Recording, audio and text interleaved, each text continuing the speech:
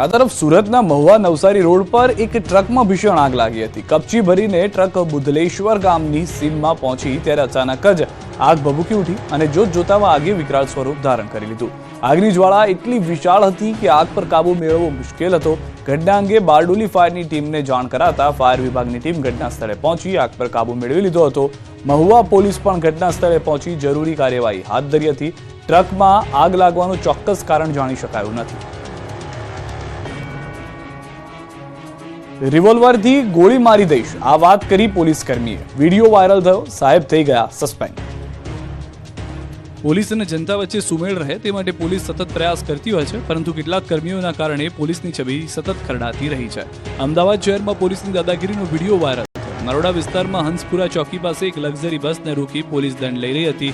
તે સમયે PCR ઇન્ચાર્જની luxury bus ચાલક અને ક્લીનર સાથે માથાકૂટ થઈ, જ્યાં પોલીસ કર્મચારીએ બસ ડ્રાઈવર સાથે ગેરવર્તણૂક કરી, જેનો વિડીયો વાયરલ થયો। આટલી વાતમાં પોલીસ કર્મીએ રોફ બતાવતા રિવોલ્વરથી ગોળી મારી દઈશ તેવી ધમકી આપી હતી, જેમાં એએસઆઈ ભરતભાઈને સસ્પેન્ડ કરવામાં આવ્યા છે। તો બસ ચાલક સામે પોલીસ સાથે ઘર્ષણ કરવા અને પોલીસ કાર્યવાહીમાં રૂકાવટ બદલ ગુનો દાખલ કરાયો છે। અમદાવાદના બોડકદેવમાં કાર પાર્ક કરવા મામલે થઈ ગયું ધીંગાણું। અમદાવાદના થલતેજમાં કાર પાર્ક કરવા મામલે થયું ધીંગાણું। બે જૂથ વચ્ચે પાર્કિંગ બાબતે બબાલ થઈ। વાત કંઈક એવી હતી કે થલતેજ ગામના મોટા ઠાકોરવાસમાં અશોક ઠાકોરના ઘર સામે રાહુલ ઠાકોરે કાર પાર્ક કરી, બંને વચ્ચે બોલાચાલી થઈ। લગ્ન પ્રસંગના કારણે કાર પાર્કની તકરારમાં રાહુલે અશોક પર પાઇપ વડે હુમલો કર્યો। બસ પછી તો પૂછવું જ છું। જોતજોતામાં બંને વચ્ચે મારામારી શરૂ થઈ ગઈ। મામલો બોડકદેવ પોલીસ સ્ટેશને પહોંચી ગયો। પોલીસે પ્રોહિબિશન અને મારામારી અંગે ગુનો નોંધી કાયદેસર કાર્યવાહી હાથ ધરી। અકસ્માતની બે ઘટનાએ લોકોના હોશ ઉડાડી દીધા છે। મર્સિડીઝ કારે મહિલાને ઉડાવી તો બસ નીચે આવી ગયું બાળક। રફતારના બાદશાહ શહેરમાં બેફામ બન્યા છે। મોટા શહેરમાં બે એવી ઘટના બની। પ્રથમ ઘટના બની છે અમદાવાદમાં વસ્ત્રાપુરના જજીસ બંગલા પાસે। એક મર્સિડીઝ કાર ચાલકે મહિલાને અડફેટી લીધી। કારની ટક્કર એટલી જબરજસ્ત હતી કે મહિલા હવામાં ફંગોળાઈ। 62 વર્ષીય મહિલા કાશ્મીરા ઠાકરને નવીરાએ ટક્કર મારી। અકસ્માત બાદ મર્સિડીઝ કાર ચાલક સ્થળ પરથી ફરાર થઈ ગઈ। જો કે અકસ્માતની ઘટના સીસીટીવીમાં કેદ થતા પોલીસે સીસીટીવીના આધારે એ ડિવિઝન ટ્રાફિક પોલીસે કાર્યવાહી હાથ ધરી છે। બીજી ઘટના સામે આવી વડોદરામાં બસની અડફેટે બાળકનું મોત થયું। અમિતનગર સર્કલ પાસે એક બાળક રસ્તા પર દોડી રહ્યું હતું। તે સમયે જ પૂરપાટ ઝડપે આવી રહેલી બસે રોડ ક્રોસ કરવા જતા બાળકને અડફેટી લીધું। બસના આગળના ટાયરમાં બાળક કચરાઈ જતા ઘટના સ્થળે જ મોત નીપજ્યું। અકસ્માતની ઘટનાના સીસીટીવી સામે આવ્યા। માસૂમ બાળકના મોતથી માતા બેભાન થઈ ગઈ હતી। માતાને સારવાર અર્થે હોસ્પિટલ ખસેડવામાં આવી। રફતારના કેર સામે લોકો લાચાર બની ગયા છે। દાહોદ પોલીસે ડ્રોનની મદદથી બે ચોરને ફરી એક વખત પકડી પાડ્યા। ટેકનોલોજીએ પોલીસને બનાવી દીધી છે હાઈટેક અને સ્માર્ટ। દાહોદની પોલીસ આ ટેકનોલોજીમાંથી મોટા ગુના સરળતાથી ઉકલી રહી છે। છત્તીસગઢથી ડમ્પરની ચોરી કરી બે રીઢા ગુનેગાર દાહોદ આવી ગયા। પોલીસે હોટલ નજીક એક કારમાં શંકાસ્પદ ઇસમની ગતિવિધિ જોઈ અને પીછો કરવાનું શરૂ કર્યું। પોલીસને જોઈ ચોર એક ખેતરમાં છુપાઈ ગયા। ઊંચા ઘાસમાં છુપાઈ જવાને કારણે પોલીસ પણ ચિંતામાં હતી। તે સમયે ડ્રોન કેમેરાની મદદથી દાહોદ પોલીસે બે ચોર દબોચી લીધા। ખેતરોમાં ભાગતા ચોર ડ્રોનની મદદથી કાયદાના હાથમાં આવી ગયા। હરિયાણાના બે ઇસમો સહિત ડમ્પર પોલીસે કબજે કર્યું। પ્રશંસનીય કામગીરી બદલ રાજ્યના પોલીસ વડાએ ટ્વીટ કરી દાહોદ પોલીસને અભિનંદન પાઠવ્યા। વધુ એક વખત દાહોદ પોલીસે ડ્રોનની મદદથી ગુનો ઉકેલ્યો છે। માવા ખાવાની આદત ક્યાંક ભારે પડી શકે છે। રાજકોટમાં બીઆરટીએસના ડ્રાઈવરે ચાલુ બસે માવો ઘસી નાખ્યો। જુઓ મહાશયને માવો ખાવાની એટલી તલબ હતી કે તેણે પ્રવાસીઓની જીવની પણ પરવા કરી નહીં। જી હા, આ વિડીયો સોશિયલ મીડિયામાં વાયરલ થયો છે અને આ વિડીયો છે રાજકોટનો। બીઆરટીએસ બસ ચાલકનો વિડીયો વાયરલ થયો છે, જેમાં બસનો ડ્રાઈવર બિંદાસ માવો ઘસતો નજરે પડે છે। પ્રવાસીઓના જીવને જોખમમાં મૂકતો ડ્રાઈવર ચાલુ બસમાં માવો ઘસતો સ્પષ્ટપણે દેખાય છે। શહેરના 150 ફૂટ રિંગ રોડ પરનો વિડીયો છે। સ્ટીયરિંગ પર માવો ઘસવાનું પાટિયું મૂકી કોઈ રોકટોક વગર માવો ઘસ્યો।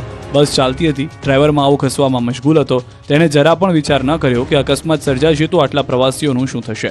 વિડીયો વાયરલ થતાની સાથે જ તંત્રે ડ્રાઈવરને પણ સસ્પેન્ડ કરી દીધો છે।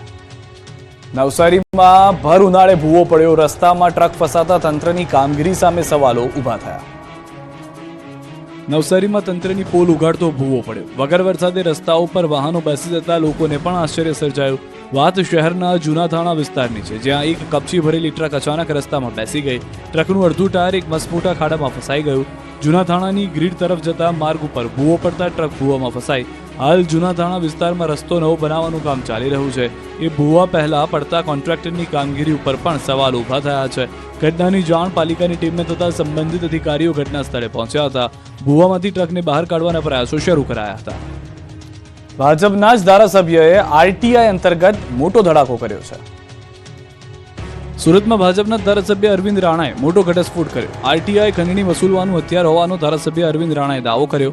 મનપાની સંકલન બેઠકમાં ધારાસભ્ય અરવિંદ રાણાએ ચોંકાવનારા આંકડા જાહેર કર્યા.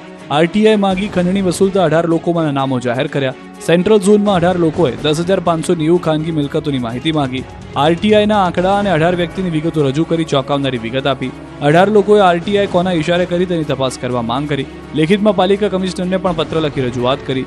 ઉપરાંત લાલગેટ પોલીસને પણ પત્ર લખી માહિતી આપી. તાત્કાલિક ધોરણે તપાસ કરવાની માંગ કરી. પીએમજેએવાયમાં યોજનાને લઈને હેલ્પલાઇન શરૂ કરાઈ. દર્દીની ફરિયાદ કોલ પર નોંધાશે. પીએમજેએવાયમાં યોજનાને લગતી ફરિયાદ નિવારણ અને જરૂરી માહિતી માટે હેલ્પલાઇન નંબર શરૂ કરાયો છે. લોકોના પ્રશ્નોને ઝડપી નિરાકરણ માટે આ હેલ્પલાઇન 24 કલાક કાર્યરત રહેશે. 07966440104 નંબરથી હેલ્પલાઇન શરૂ કરાઈ છે. આ હેલ્પલાઇન પર દર્દીની ફરિયાદ કોલ દ્વારા નોંધવામાં આવશે. દર્દીની ફરિયાદની સફળ નોંધણી અને ફરિયાદની સ્થિતિને ટ્રેક કરવા માટે નોંધણી નંબરની જાણકારી આપતો એસએમએસ રજીસ્ટર કરેલા નંબર પર મોકલવામાં આવશે.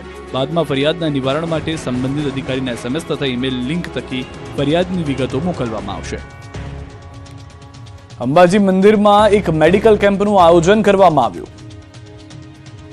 ગુજરાત જ નહીં પણ ભારતભરમાં જરૂરિયાતમંદોને સસ્તી અને ગુણવત્તાયુક્ત દવાઓ મળી રહે તે માટે સમગ્ર દેશમાં પ્રધાનમંત્રી ભારતીય જન ઔષધિ પરિયોજના શરૂ કરવામાં આવી છે.